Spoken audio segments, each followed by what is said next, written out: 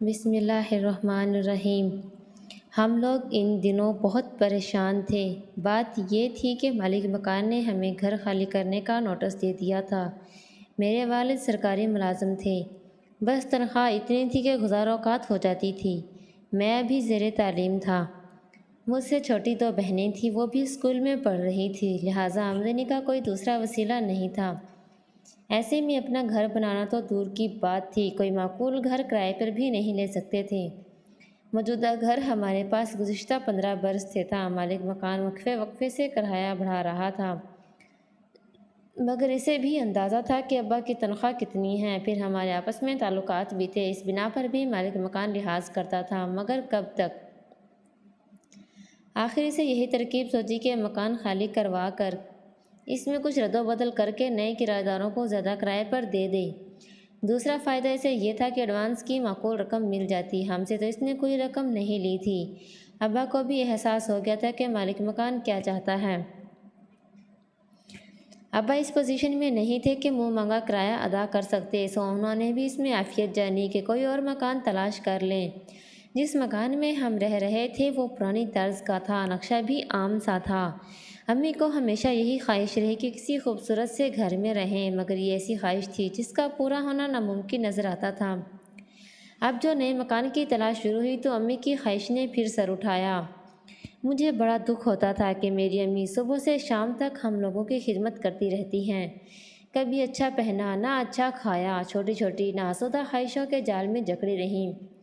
وہ اس پرانی طرز کے گھر کو بھی سجاتی سنوارتی رہتی تھی۔ آنگن کچا تھا، مگر اماں نے پانی چھڑک چھڑک کر سیمنٹ جیسا بنا دیا تھا۔ دیواروں کے ساتھ ساتھ گلاب موتیے کے پودے اور دیواروں پر چہکتی چڑھی ہوئی تھی۔ برآمدے میں گملوں پر کیرو پھیرو اس میں سدا بہار پودے لگا کر اس کو سجایا گیا تھا۔ ان کی بڑی خواہش تھی کہ الامیہ کبھی ان کے دن بھی پھیر دے، انہیں بھی خوبصورت گھر مل جائے۔ یہ ایسی خواہش تھی جو اکثر ان کی زبان پر آ جاتی تھی۔ ابا اماں کی اس خواہش پر چڑ جاتے اور اکثر ہی دونوں میں تغلق کلامی ہو جاتی۔ اب مالک مکان نے جب مکان خالی کروانے کا تہیہ کر ہی لیا تو ناچار ابو کو نیا گھر ڈھونڈنا پڑا۔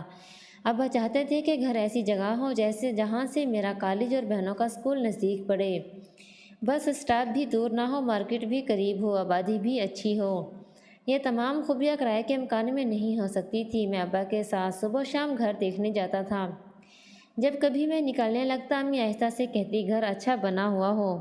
میں اس بات میں سر ہلاتا اور دل میں ٹھان لیتا کہ جلد سے جلد پڑھ لکھ کر جو کام کروں گا وہ یہ ہوگا کہ ایک اچھا سا گھر بناؤں گا، ایسا گھر جو امی کی امنگوں پر پورا اترے۔ ابا تو یہ کام زندگی بھر نہیں کر سکیں گے۔ بد نصیبی سے ہم جہاں کہیں بھی گھر دیکھنے گئے، اگر گھر ابا کی خواہشوں کے مطابق ہو تو کرایہ اتنا زیادہ ہوتا ہے کہ ابا افورڈ نہیں کر سکتے تھے۔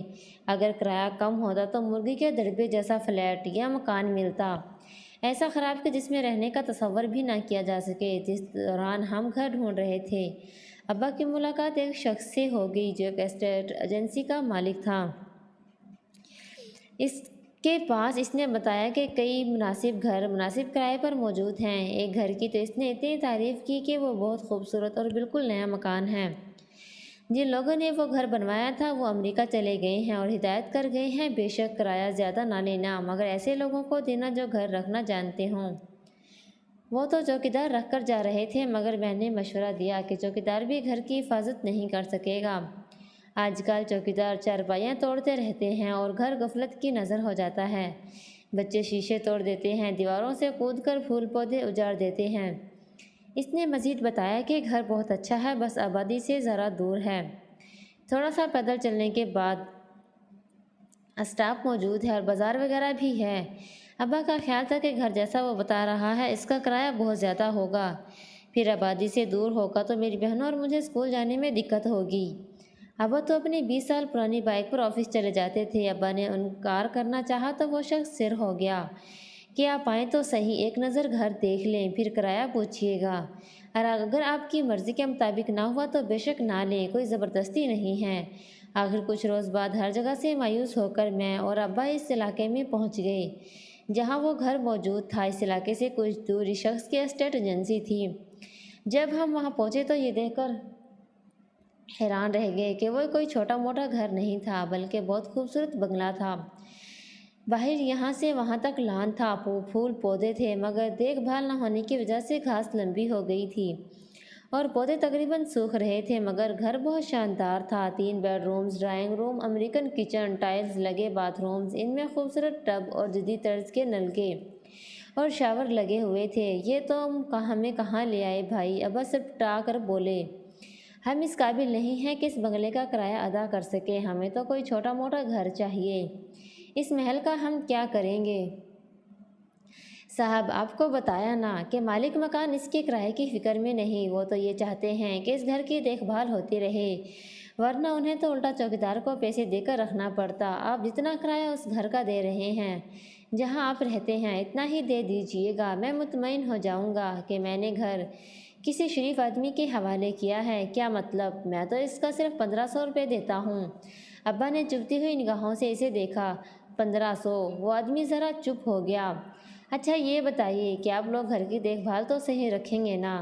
بعض لوگ گھر کا ستیہ ناش کر دیتے ہیں۔ دراصل مجھے میرے دوست نے بتایا تھا کہ آپ کی وائف نے گھر بہت اچھا رکھا ہوا ہے۔ اس شخص نے ابا کے ایسے دوست کا حوالہ دیا جو اتفاق سے اس کا بھی جاننے والا تھا اور اسی نے شخص کی ملاقات کرائی تھی۔ ٹھیک ہے ابا، گھر اچھا ہے، امی تو کتنا خیال رکھتی ہیں گھر کا۔ میں نے فوراً حامی بھر لی۔ شام کو امی کو لے آئیں گے، وہ گھر دیکھ کر خوش ہو جائیں گی۔ میں بائک پر فرار صبا کو اسٹاپ تک چھوڑ دیا کروں گا، میرے لیے تو اسٹاپ زیادہ دور نہیں ہے۔ اور کیا جوان بچے ہو، شخص نے فوراً کہا۔ ابا سوچ میں پڑ گئے، اس کے سوا چارہ بھی نہیں تھا اور کوئی دوسرا گھر بھی دستیاب نہیں تھا، تو کرایہ بہت تھا۔ ٹھیک ہے، میں کل آ کر بتاؤں گا، ابا نے جواب دیا۔ میں راستے بھر ابا کو قائل کرتا رہا کہ ابا گھر بہت اچھا ہے، آس پاس اور بھی گھر بن رہے ہیں۔ پھر مالک مکان طویل عرصے کے لیے باہر گئے ہیں، فی الحال 4-5 برس تک تو ان کے آنے کی امید نہیں۔ اس عرصے میں نوکری پر ہو جاؤں گا تو ہم اپنا گھر لے لیں گے۔ دراصل میں چاہتا تھا کہ امی خوش ہو جائیں۔ گھر پہنچ کر سب سے پہلے امی کو خوشخبری سنائی۔ امی تو ایک دم پرجوش ہو گئی۔ اندھیرا نہ ہو جاتا تو میں ابھی چلی جاتی، وہ خوش ہو کر بولی۔ ابا کسی کام سے باہر گئے تھے تو میں نے دل کھول کر اس گھر کی تعریفیں کی اور ایک ایک چیز کی تفصیل بتائی۔ امی ساری تفصیل سن کر بہت خوش ہوئی، کہنے لگی میں نے کچھ پیسے جوڑ رکھے ہیں اور کمیٹی بھی ڈالی ہے، تو لمبی مگر جلدی مل جائے گی۔ ہم ان پیسوں سے ڈرائنگ روم کے لیے سامان خرید لیں گے۔ امی بڑی دیر تک خواب بنتی رہیں، میں بھی خوش ہوتا رہا، چھوٹی بہنیں بھی خوش ہو رہی تھیں۔ اگلے روز امی، دونوں بہنیں اور میں ایک ٹیکسی میں ابو کے ساتھ روانہ ہوئے۔ ابو نے رات کو بھی کئی بار یہ بات کی کہ گھر آبادی سے کافی دور ہے اور راستے میں بھی یہی کہتے رہے۔ میں حیران تھا کہ ابا کو دوسرا گھر نہیں مل رہا ہے، پھر بھی اس گھر میں برائیاں ڈھونڈ رہے ہیں۔ بہرحال ہم جب وہاں پہنچے تو امی کی بانچیں کھل گئی، بہنیں بھی بہت خوش ہوئی۔ ایک بہن بولی ہائے یہاں پڑھنے میں کتنا مزہ آئے گا، دوسری بولی شام کو بیڈمنٹن بھی کھیلیں گے۔ امی تو بار بار اندر باہر کا چکر لگا رہی تھی، انہیں یقین نہیں آ رہا تھا کہ اتنا خوبصورت گھر ان کو مل جائے گا۔ وہ بولی ایسا گھر تو جنگل میں بھی ہو تو ہم بخوشی رہ سکتی ہوں۔ پھر ان کی نگاہ ساتھ والے پلاٹ پر پڑی، وہاں بھی ایک نامکمل گھر موجود تھا۔ یہ بھی بن رہا ہے، شاید خدا کرے اچھے پڑوسی ہوں۔ ہم بڑی دیر تک وہاں رہے۔ ابا نے جب سب کو راضی برضا دیکھا تو واپسی پر اسٹیٹ ایجنسی والے سے بات طے کر کے آ گئے۔ کچھ دن بعد ہم لوگ اس نئے گھر میں شفٹ ہو گئے۔ امی اور بہنوں نے مل کر گھر کی صفائی کی اور ہفتے بھر میں ہم لوگوں نے نیا گھر سیٹ کر لیا۔ جس دن ساری سیٹنگ مکمل ہو گئی گھر دمکنے لگا۔ معمولی سے سامان کے باوجود گھر بہت اچھا لگ رہا تھا۔ بہنیں کچن میں بڑا دل لگا کر کام کرتی، میں ٹب میں پانی بھر بھر کے نہاتا اور امی سارا دن ہاتھ کی کینچی سے انہیں باغبانی کا بہت زیادہ شوق تھا۔ غرض گھر بہت جلد نکھر گیا۔ ہم نے ابھی تک نہ آس پاس کی آبادی کو بغور دیکھا تھا، نہ وہاں رہنے والوں کے بارے میں جاننا چاہا۔ ہم سب بہت مطمئن اور خوش تھے۔ وہ پہلا واقعہ تھا جب سب سے چھوٹی بہن باتھ روم میں نہا رہی تھی۔ اس کے جسم پر اور منہ پر صابن لگا ہوا تھا کہ پانی چلا گیا۔ اس نے دروازے سے امی کو آواز دی، امی دوڑتی ہوئی گئی۔ انہوں نے کہا کہیں سے کوئی والو بند ہو گیا ہوگا، ورنہ پانی تو ہر نلکے سے آ رہا ہے۔ امی نے اسے الٹی بالٹی میں پانی بھر کر دیا۔ وہ نہا کر نکلی تو امی نے باتھ روم کے نلکوں کا جائزہ لیا۔ جو ہی نلکا کھولا پانی بڑی تیزی سے آنے لگا۔ امی نے بہن کو ڈانٹا کہ اسے صحیح طرح سے نلکا کھولنا نہیں آیا۔ अम्मी ने नलका बंद किया और बाहर निकलने लगी तो नलका फिर खुल गया। अम्मी बड़ी हैरान हुई कि अभी तो नलका अच्छी तरह बंद किया था। अम्मी ने वापस जाकर नलका बंद किया मगर नलका बंद नहीं हुआ। अम्मी समझी कि नलके का वाशर ख़राब हो गया है। उन्होंने नीचे से वाल्व बंद कर दिया, पानी बंद हो गया। वो बाहर निकलने लगी तो शावर खुल गया और पानी की बौछार शुरू हो गई। कुछ खराबी है इसके बाथरूम के नलकों में, अम्मी बड़बड़ाई। मुझे थोड़ा बहुत प्लम्बर का काम आता था। मैंने सारे नलके चेक किए, सब ठीक थे, सब में पानी आ रहा था और बंद करने पर बंद हो रहा था। हम लोगों ने मामले पर तवज्जो नहीं दी और अपने अपने कामों में मसरूफ़ हो गए।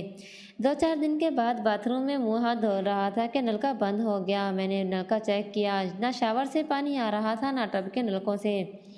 बेसन का नलका भी बंद था। मैं नाचार बाहर निकला और दूसरे बाथरूम में मुँह धोने लगा। मैं नलका बंद करके बाहर निकल रहा था कि नलका खुद ब खुद खुल गया और पानी तेज़ी से गिरने लगा। मैं बंद करने मुड़ा तो नलका बंद था। मैं बहुत हैरान हुआ कि क्या मामला है। मैंने अम्मी को बताया तो वो बोली, खुदा जाने इस घर के नलकों में क्या चक्कर है, जिन्नात होंगे। मेरी बहन बोली, ये मजाक की बात नहीं है, मुझे शक हो रहा है कि घर में कुछ है।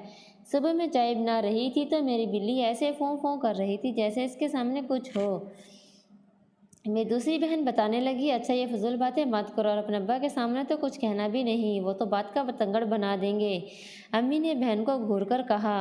अगली सुबह अम्मी किचन में चाय बनाने के लिए गया तो मैंने देखा कि बिल्ली किचन के दरवाजे के साथ खड़ी घुरा रही थी। इसके जिस्म का एक एक बाल खड़ा हुआ था, दुम फूली हुई थी और वो अपने सामने देख देख कर इस तरह आवाज़ें निकाल रही थी जैसे किसी चीज़ से खौफजदा हो। मैंने अच्छी तरह इधर उधर देखा मगर कुछ नज़र नहीं आया। बहन किचन में खड़ी ये सब देख रही थी। मुझे देखकर बोली, देखा भैया, बिल्ली को देखा कैसे कर रही थी। हालांकि इसके आसपास कोई कुत्ता भी नहीं है जिसे देखकर ये ऐसे फों फों करती है, ना कोई और जानवर, मगर खुदा जाने से क्या नज़र आ रहा है। बहन किस बात में सदाकत थी। मुझे कुछ खौफ महसूस हुआ। भैया पानी भी नहीं है, वो बोली। क्या? अब सुबह अम्मी ने तो मशीन चलाई थी और टैंकी ओवरफ्लो हो गई थी। मैंने हैरान होकर कहा, आप खुद देख ले। इसने नलका खोलकर दिखाया। वाकई पानी बंद था। फिर सारे घर के नलके चेक किए, कहीं भी पानी नहीं था। मैंने टैंकी को चेक किया, वो ऐसे खाली थी जैसे इसमें कभी पानी था ही नहीं।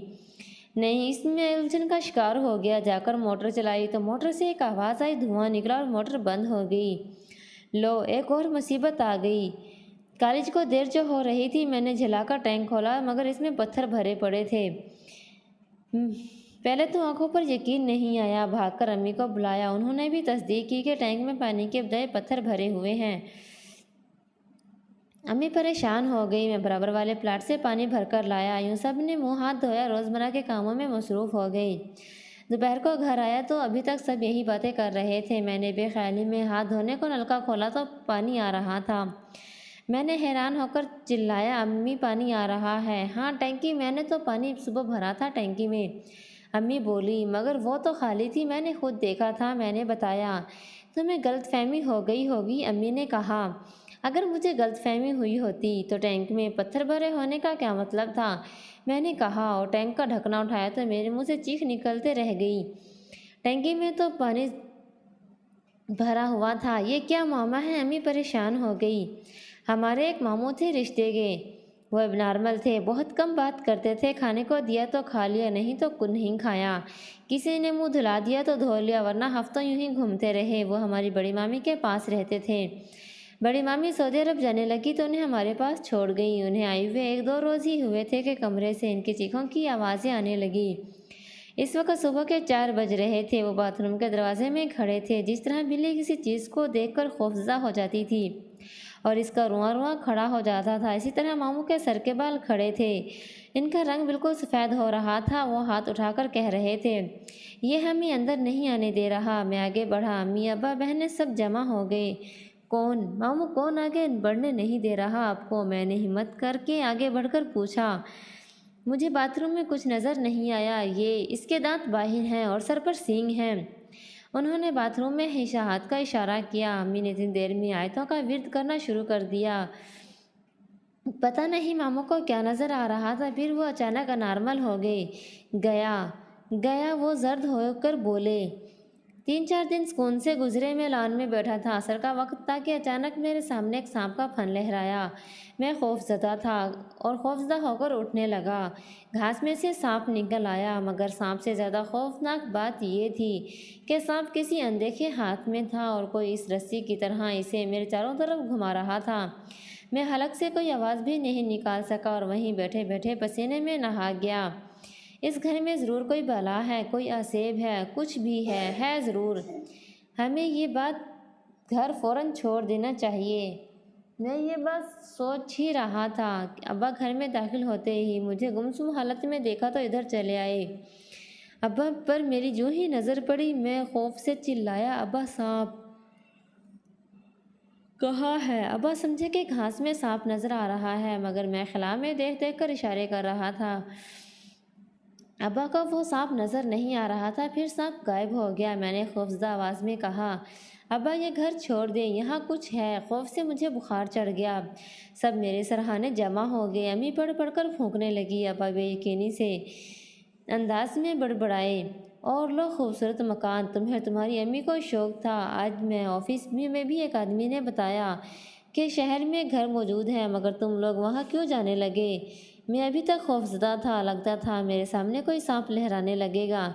मैं बोला, नहीं अब्बा, हम चलेंगे। अम्मी और बहनें मेरे माथे पर भीगी पट्टियाँ रख रही थी। इनमें से कोई भी कुछ ना बोला। अम्मी तो बिल्कुल खामोश थी। बहुत जल्द हमने सामान पैक करना शुरू कर दिया। जिस दिन हम आखिरी कमरे का सामान पैक कर रहे थे, इस दिन गेट पर अम्मी को एक खातून मिली। इनके साथ इनका बेटा भी था। अम्मी और बहनें मेरे माथे पर भीगी पट्टियाँ रख रही थी। इनमें से कोई कुछ भी ना बोला था।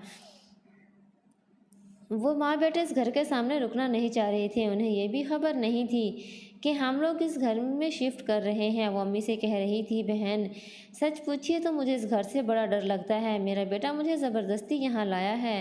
ये कहता है कि खामखा इस घर को बदनाम किया हुआ है, चलकर देखें। 2 माह से वो लोग इस घर में मौजूद हैं, किसी को कुछ नहीं हुआ। क्यों, इस घर के बारे में क्या मशहूर है? मैंने पूछा। बेटा, इस घर में कभी कोई 1 हफ्ते से ज़्यादा नहीं टिका। हाँ तो ये कि मालिक मकान भी नहीं रह सके। वो शहर में दूसरे घर में रहते हैं, बार बार लोगों को धोखे से घर किराए पर दे देते हैं। मगर ये घर आसेब ज़दा है। इसके साथ वाले प्लाट पर भी साया है। जो लोग ये घर बनवा रहे थे, वो 2-3 मज़दूरों की हलाकत के बाद अधूरा छोड़ गए हैं। मेरा बेटा कहता है कि ये सब कहानियाँ हैं, मुझे ज़बरदस्ती आपने मिलाने के लिए लाया है। मगर मुझे तो अभी भी डर महसूस होता है। आपको डर नहीं लगता क्या? अम्मी जवाब नहीं दे पाई थी कि छोटी बहन चीखती हुई बाहर निकली। अम्मी, सब नलकों से खून आ रहा है। अम्मी भागी। मैं भी अंदर आया। किचन के बेसन में खून भरा हुआ था। जो भी नलका खोलते, पानी की बजाय खून आ रहा था। खौफ से सबका बुरा हाल था। हम लोगों ने इसी दिन इस खूबसूरत घर को खुदा हाफिज कह दिया। बाद में अम्मी ने बताया कि इनका इरादा फिर बदल गया था। उन्होंने अब्बू से कहा था, किसी बुजुर्ग से हसार खिंचवा लेते हैं, ऐसा घर फिर नहीं मिलेगा शायद। मगर इनके इस इरादे की खबर इस घर में रहने वाली मखलूक को हो गई थी, इसलिए सबको खून नज़र आया और इसके बाद हमने वो घर छोड़ दिया। नाज़रीन, अगर वीडियो पसंद आए तो प्लीज़ इसे लाइक और शेयर करना मत भूलना। फिर एक मर्तबा मेरी रिक्वेस्ट है कि मेरे चैनल को प्लीज़ सब्सक्राइब ज़रूर कर दिया करें।